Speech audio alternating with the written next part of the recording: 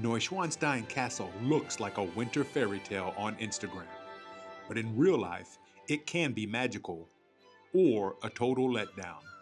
Today, we're finding out if it's actually worth visiting in winter, the mistakes that ruin many castle days, and how to get the views people think they're going to get. We'll also show you the other castle, Hohenschwangau, and the cozy town of Füssen that many visitors don't even notice, but they absolutely should. Let's go!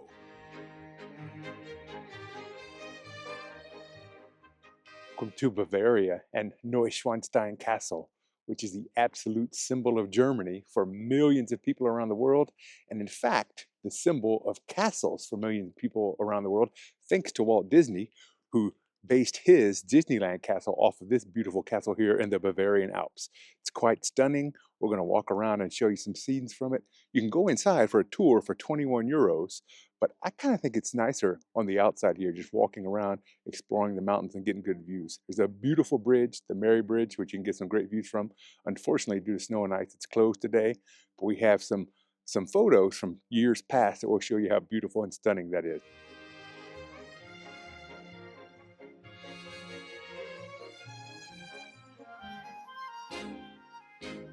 Neuschwanstein Castle was built by the so-called Mad King Ludwig II as a private fantasy retreat, but he died under mysterious circumstances before it was ever finished. In a surprising twist, the castle opened to the public just 7 weeks after his death in 1886, turning a deeply personal dream into one of Europe's most visited landmarks. Even today, many of its rooms were never completed. All right, and for the hike, it's right at about a mile to get to the base of the castle, and it's really nice. I mean, it's steep, but it's a paved road, so the footing's not bad, and you get some frische Luft, some good mountain air, a little bit of exercise. So you don't have to be in a great fitness level. There are young children doing it. There are older adults, me for example. So it's not that difficult. And so I think if you are in reasonably good shape, you can certainly hike from the valley up to the top. But if you want the romance of being in a horse-drawn carriage, I guess that's an option too. I haven't seen the buses coming up here, but I do know that that is an option. They have a different route. I think. Maybe the buses have a different route. Yeah. So I know that is an option to get up here too, is to take a bus, which I would imagine is cheaper than the horse carriage. But anyway, there you go. Those are your transportation options here to get to Neuschwanstein Castle.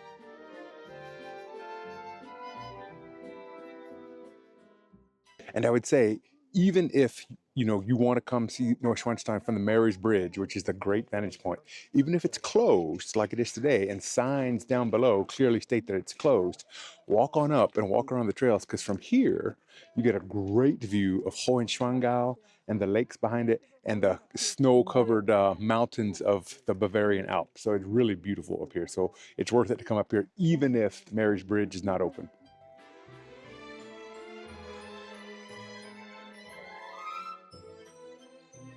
All right, so something I found interesting for you animal rights advocates out there who may have a hard time with the horses pulling people up and down this hill every day here at Neuschwanstein.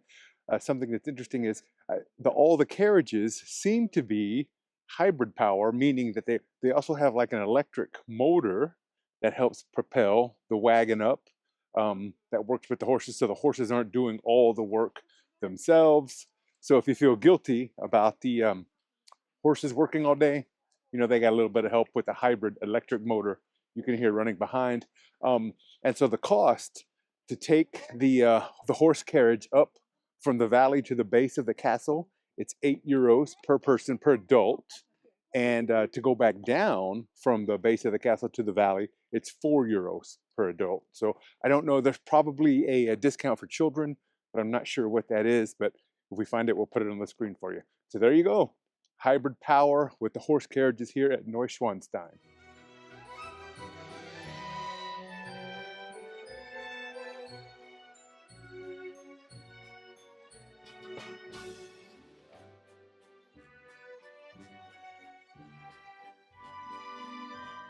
All right, so now we are walking up to Hohenschwangau Castle. We came down from Neuschwanstein, and there's a couple of beautiful lakes behind here. One's called the Alpsee, and the other one I believe is called the Schwanen. Alpsee is really beautiful. The water was so clear. We wanted to walk around, but the trails are all packed with ice and snowy, so it's not really safe today. But it's really beautiful. So if you come and there's no ice around there, highly recommend walking around Alpsee, and you're going to get some great views of the castles from the other side of the lake. The water is spectacularly clear too, by the way, very beautiful. Hohenschwangau Castle was rebuilt in the 1830s on top of the ruins of an older medieval fortress.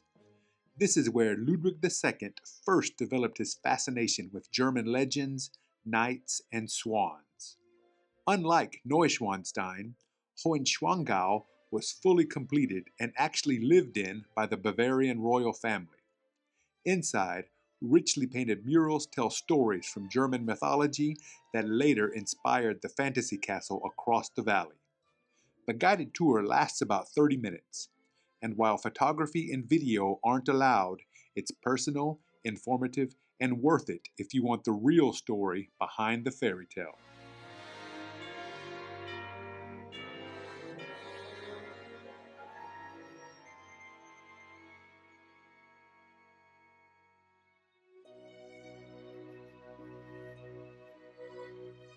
All right, so now we got Betty to sample some chocolate. All right, so they gave us a sample of this milk chocolate with hazelnut cream, and it was so good. We had to buy a bag, and so let's see. We'll have one. Here you go, Lee. That's really good. That's quality chocolate for sure. It's really melts in your mouth, doesn't it? Delicious chocolate from Amelia in Partenkirchen. Yeah, so if you're in Garmisch, stop over at Partenkirchen, go to Amelia. Super nice and highly. Yep. Highly recommended. Well, I highly enjoyed it. Oh yeah, good.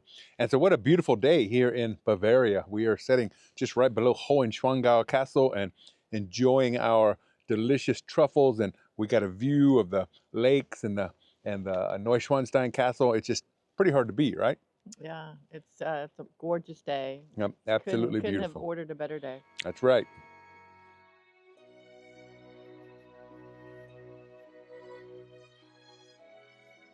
Okay, so we were here 2 days ago, and the Mary's Bridge was closed, but look at this. Wow. Wow, it's pretty spectacular, right?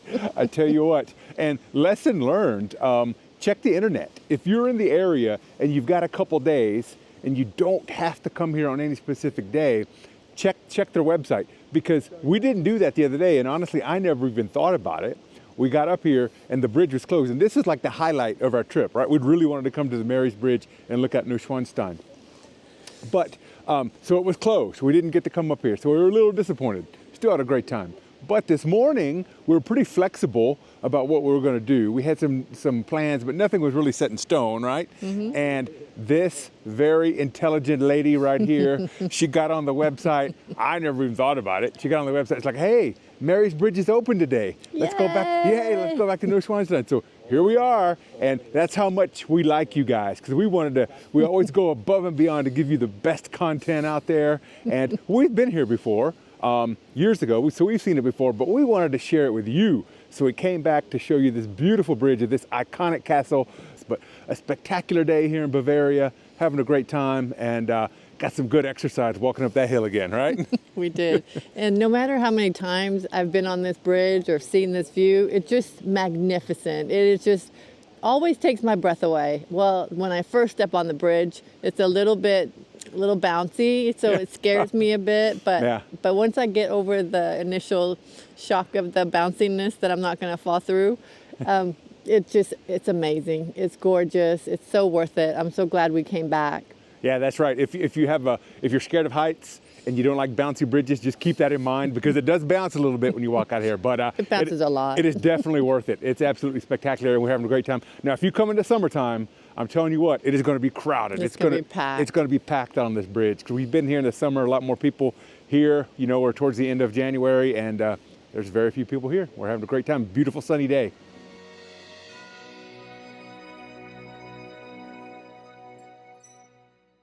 All right, welcome to Füssen, and this city is a little underrated in my opinion, or a lot underrated. And so we are not far from the king's castles of Neuschwanstein and Hohenschwangau. So a lot of people just kind of miss this place when they go visit those castles, but it's a very beautiful city, a lot of history.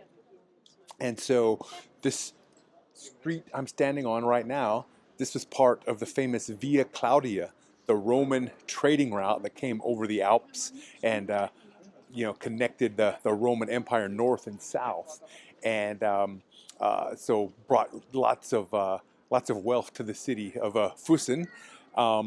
Right behind me, this church has some. It's a small church, but it has some incredible art. And I'm going to put the name of the artist on there. But one of the most famous German artists of the Renaissance created some plasters in there, and it looks like marble, but actually it's not. It's wood with some sort of coating on it to make it look exactly like marble. So very fascinating, very beautiful, small, but definitely worth the stop in there. And so we're going to talk about Füssen. We're going to show you why you need to visit and not just skip it when you're visiting the castles. And we're going to head this way towards the castle over Füssen. And this was, I believe, the summer residence of the royalty of Augsburg. Yeah, oh yeah, look how straight this road is. So the Romans, this is a Roman military road. And they made it, it's like, basically it's almost like a kilometer long, this stretch here. And it's almost completely straight, this entire stretch here. So pretty interesting. We've got Roman history and we've got medieval history and all the stuff that I know and love right here in Füssen. All right, so a couple things to talk about here in this square. Up above me, we've got the castle, the summer residence of the Prince Bishop of Augsburg, I believe. So Füssen fell under the reign, the rule of Augsburg, and so that castle, most of it is original from the 1500s, I think. The clock tower. You've got the watchtower where the guys looked out to guard the city for attack of enemies and also for fire. Right here, the fountain of Saint Mang. He was the patron saint of the Allgäu, which is the region that Füssen is in Germany and Bavaria. And over here to my right, we've got a cannonball, which was fired by Napoleon's troops in 1800. Now, when Napoleon came through and he conquered this region, then he took Füssen and made it part of the Kingdom of Bavaria and basically ended the rule of the rulers from Augsburg, and they all became part of Bavaria at that time. Have you ever seen a prettier pharmacy than the Stadt-Apotheke of Füssen? I mean, look at this. This is pretty incredible, and it's still a functioning pharmacy too. It looks like it was built in 1547, according to the sign over the door, and they still have real drugs in there. It's still a functioning pharmacy, and it is absolutely spectacular, really pretty. So we are at the Church of Saint Mang here in Füssen, and I tell you, from the outside, this church doesn't really look so special. It's kind of plain looking. I mean, it's nice, but nothing spectacular. But boy, you go in and it will take your breath away. It is a Baroque, stunning Baroque masterpiece. It's just so beautiful, so much art, so many statues. And this guy here, Saint Mang, the dragon slayer, and look at his staff. So supposedly there's a big plexiglass cross hanging in there, and it has a long staff. That is supposedly the staff from Saint Mang, the one he used to defeat the dragon. And also, there's a part of his arm bone, or a piece of arm bone in there that's supposed to be Saint Mang's arm bone. So stunning, the artwork in there. So they have these columns that look just like marble, absolutely beautiful marble, but it's not marble. They're wooden columns, and they have like this stucco on the outside to makes it look just like marble. So it's really beautiful. When you're in Füssen, you gotta come by the Church of Saint Mang, go inside, spend a few minutes in there, and it's really, really spectacular.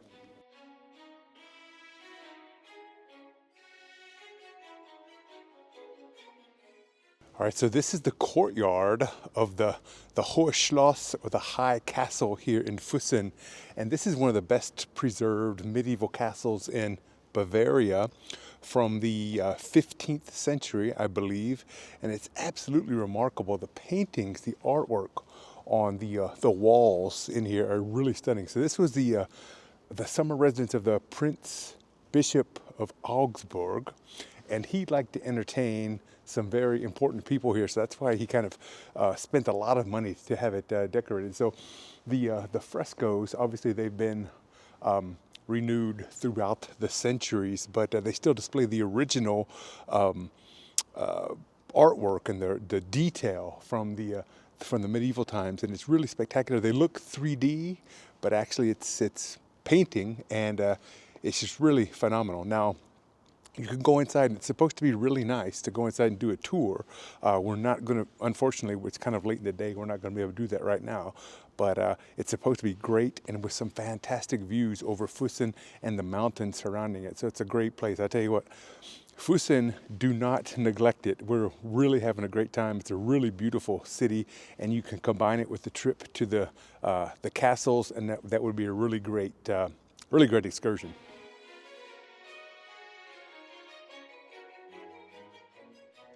This is the courtyard of St. Mang's Monastery in Füssen. The former monastery buildings now house an exhibition on Fussen's long tradition of musical instrument making. From the 16th century onward, local craftsmen produced lutes and violins that were exported across Europe, making Füssen an important center for instrument makers.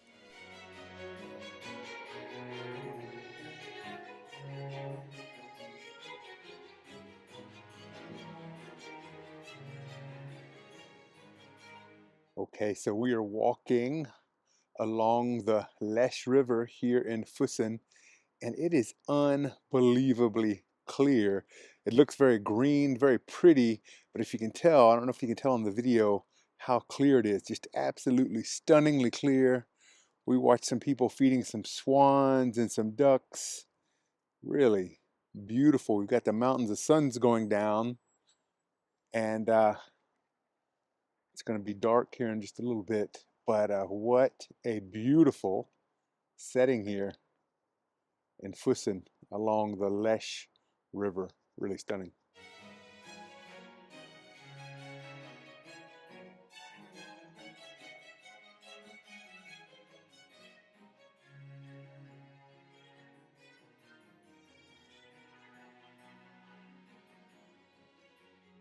All right, so we are at Gasthaus zum Schwanen, to the Swan, here in Füssen, and Betty has Käse Spätzle. We're in the Allgäu region, famous for Spätzle, so you gotta get it. Cheese, noodles, German pasta with some onion on top.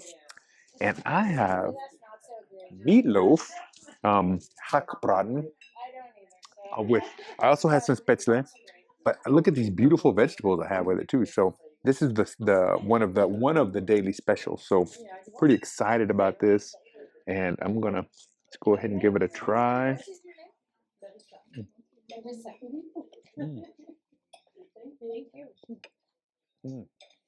That's quite tasty, really good. A little bit different than meatloaf we would have in the United States, but it's very delicious. Very good sauce on it. That's very quite delicious. This is a really good meal. I think I made a good choice. Just outside Füssen, the Lech River explodes through Lechfall, a place where nature and history collide. For centuries, this gorge was feared for its violent floods, until the river was tamed in the late 1700s with stone walls and dams that still stand today. Now, turquoise water thunders below the bridge, the Alps rise all around, and Lechfall reminds us that even when humans try to control nature, it never truly loses its power.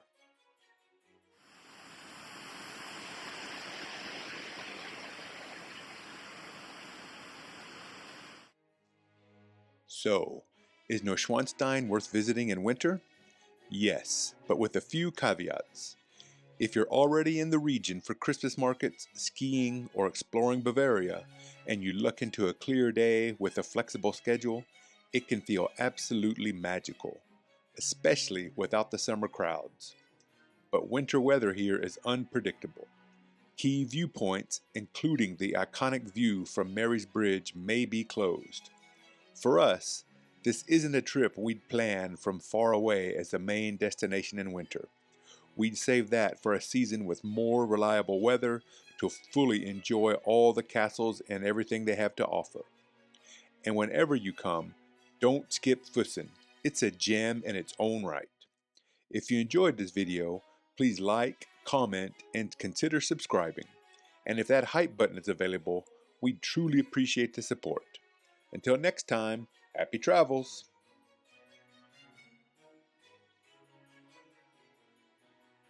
It's a Family G show, so we won't talk about it, but It is a very good. it is very It is tasty. very tasty.